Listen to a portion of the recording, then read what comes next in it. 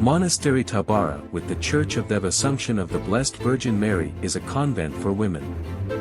According to some researchers, it was founded in 1784 but the Boyar Sorgi Russo, while others consider Darius Karp, 1779, to be the monastery's patron. Initially, monks lived in the monastery, and in 1815 nuns from the Virgin's Well Skeet of the Orhei district moved here. In 1828, Thy Summer Assumption Church was built instead of the wooden church of the 18th century, and in 1857 the second stone church, the Holy Trinity Church, was erected.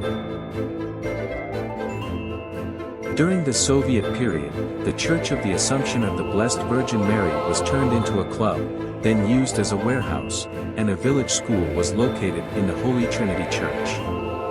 In 1959, the nuns were expelled from the monastery, and many of their houses were occupied by the villagers.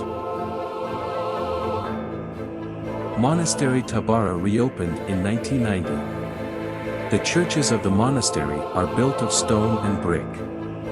The interior painting of the Assumption Church, made back in 1956, was restored in the 90s of the 20th century.